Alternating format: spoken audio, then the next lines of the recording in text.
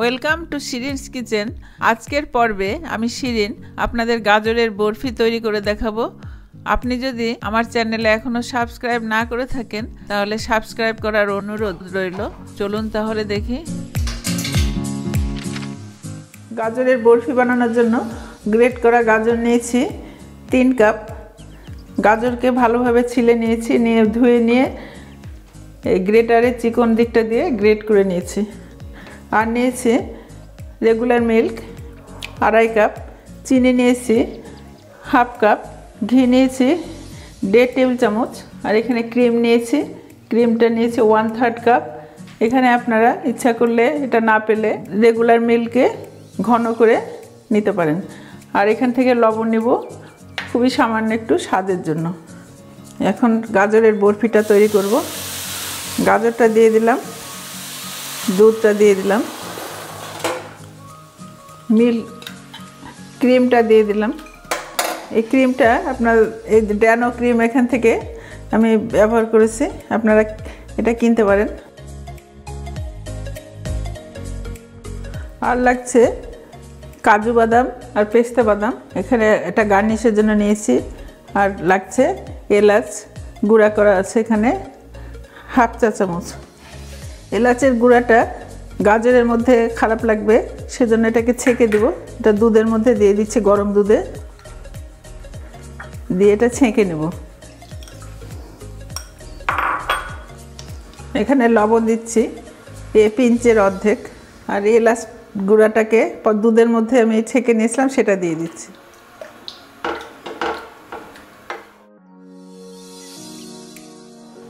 চারিদিকটা নেড়ে নেড়ে দিতে হবে, না হলে পুড়ে যাবে চারিদিকে উপরে। 15 মিনিট হয়েছে, দুধটা অনেকটা শুকিয়ে গেছে। ভালো করে নাড়বো, চারিদিকে যেন না লেগে থাকে, এগুলো না নাড়লে পুড়ে যাবে। আগে দুধটা শুকিয়ে নিলে পরে চিনি দিয়ে বেশিক্ষণ নাড়তে হবে না, সেজন্য আগেই শুকায় নিচ্ছি। চিনিটা আগে দিলে তাড়াতাড়ি শুকাতে চায় না। এবার চিনিটা দিচ্ছি, একবারে দিব না।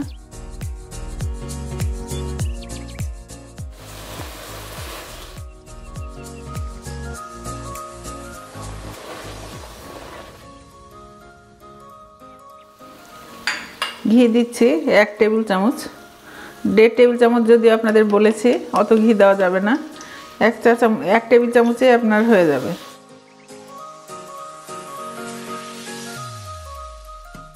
মাঝে মাঝে এগুলো নামায় নিতে হবে, না হলে পুড়ে যাবে।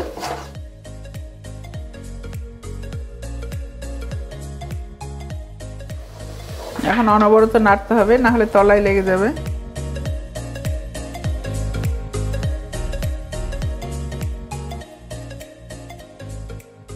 হালুয়াটা তাল পেকে গেছিলো, তারপরে আবার খুলে যাচ্ছে, তখন বুঝতে হবে যে হালুয়াটা হয়ে গেছে। এখন আর সেই তাল পাকানোটা ঠিক নাই। আমি চুলাটা অফ করে দিচ্ছি। গাজরের বরফিটা ঢালার জন্য পাত্রে ঘি ব্রাশ করে দিচ্ছি একটু।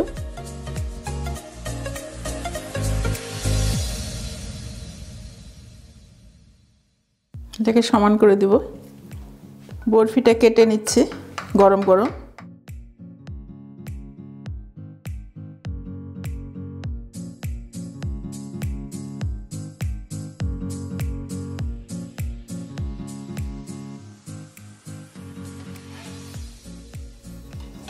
এখন এটা 2 ঘন্টার জন্য ঠান্ডা হতে দিব, তারপর এটা সার্ভ করব। গাজরের বরফি তৈরি হয়ে গেল। ভালো লাগলে রেসিপিটি শেয়ার করবেন। আপনারা ভালো থাকুন, ধন্যবাদ।